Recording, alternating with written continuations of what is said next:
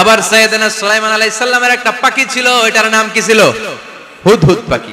মাথার উপর দিয়ে চলতো, আর ওইটার চোখে জুমিং পাওয়ার আল্লাহ এত বেশি দিয়েছিল, এটা জমিনে নজর করলে বুঝতে পারতো কয় হাজার ফিট নিচে পানি আছে, পানিটা মিষ্টি না লবণাক্ত না কেমন, দেখে দেখে মুহূর্তের মধ্যে সাইয়েদনা সুলাইমানের কাছে সব তথ্য সরবরাহ করে দিত। কোন সুবহানাল্লাহ।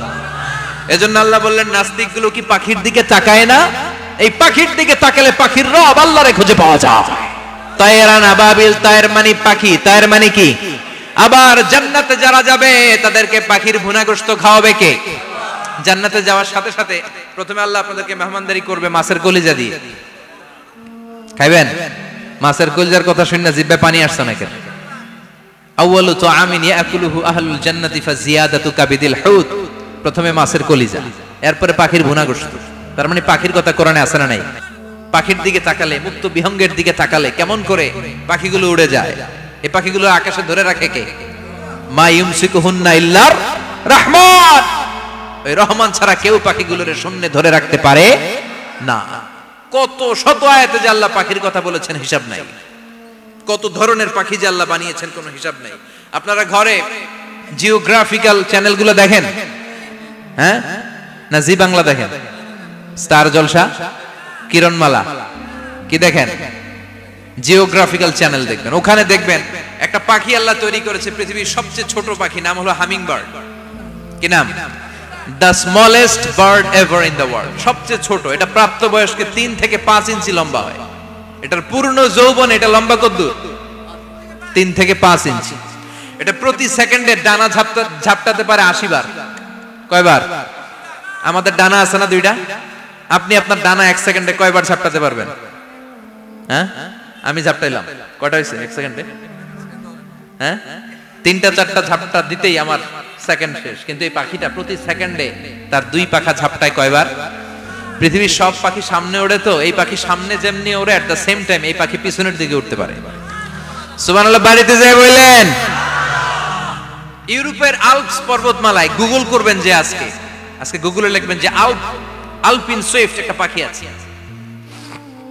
এই পাখিটা একবার যখন শূন্যে উড়াল দেয়, উড়ন্ত অবস্থায় এটা আকাশে 6 মাস থাকতে পারে। আকাশের মেঘের আপ থেকে পানি খায়, শূন্যে ভেসে বেড়ানো পোকামাকড় ধরে খেয়ে বেঁচে থাকে। 6 মাস পর একবার জমিনে ল্যান্ড করে, নামে কয়েকদিন থেকে আবার উড়াল মারে, আবার উড়াল মারলে আবার 6 মাস। আলপিন সুইফট। আরেকটা পাখি আছে, অদ্ভুত পাখি, নাম হোমা বার্ড। এই হোমা বার্ড উড়ন্ত অবস্থায় ডিম পেড়ে দেয়, আর ওই ডিমটা জমিনে পড়ার আগেই মাঝখানে ডিম ফেটে বাচ্চা বেরোয়, বাচ্চা উঠতে শুরু করে দেয়। এই পাখিগুলোর কথা কোরআনে আছে না নাই? এজন্য আল্লাহ বললেন, আওয়ালাম ইয়ারাউ ইলাত তায়রি ফাওকাহুম সাফাতিন ওয়া ইয়াকবিদনা মা ইউমসিকুহুন্না ইল্লার রাহমান ইন্নাহু বিকুল্লি শাইইন বাসীর। আল্লাহ বললেন, নাস্তিকগুলো কি পাখির দিকে নজর করে তাকায় না? পাখির দিকে নজর করে যদি তাকায়, তখন পাখির রব আল্লাহরে খুঁজে পাবে। চিল্লায় বলেন ঠিক কিনা? পাখিকে আরবিতে বললে তয়ের। সবাই বলেন, পাখির আরবি কি? বিমানের আরবিও তয়ের। পাখি আরবি যা, বিমান আরবিও। এই পাখি নিয়ে গবেষণা করে বিমান বানাইছে। সুবহানাল্লাহ কইবেন না? আমরা বানাই নাই, আমরা তো খোঁচাখুচিতে ব্যস্ত, আমরা আছি ফতুয়া নিয়ে ব্যস্ত। তুই 20 কারণে কাফের, তোর চাচা 90 কারণে কাফের। তোর চাচা মরলে যেই জায়গায় কবর দেয়া হবে, ওই কবরের মাটির উপরে যে ঘাস উঠবে, ওই ঘাস যে গরু খাবে, ওই গরুর দুধ যে খাবে, ও কাফের। আছে না নাই?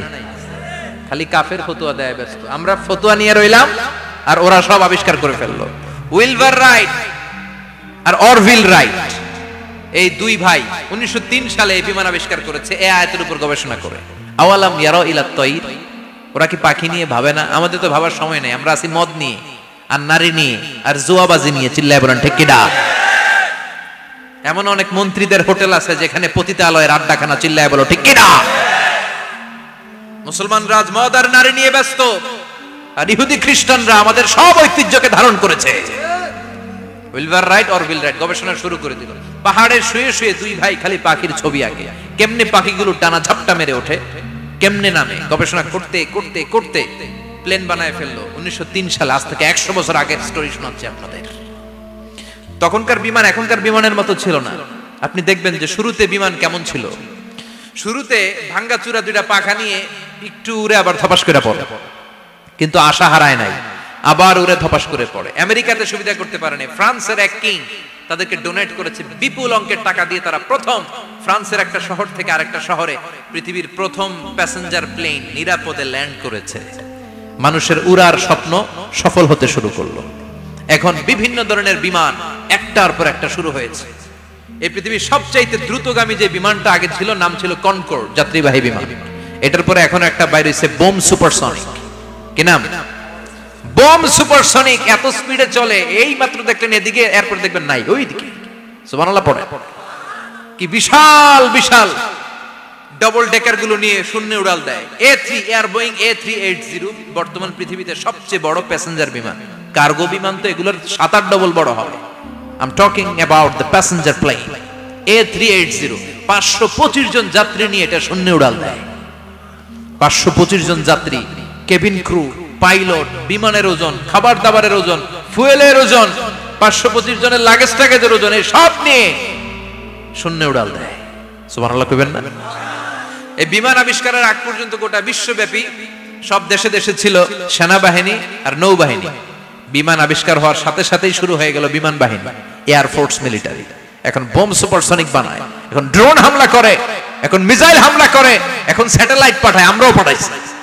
কি নাম? Bangabandhu satellite. We launching the Bangabandhu satellite channel last year. আমরা বঙ্গবন্ধু স্যাটেলাইটও পাঠাইছি উপরে। সবকিছু পাখির উপর গবেষণা করে হয়েছে। চিৎকার করে বলেন ঠিক কি না?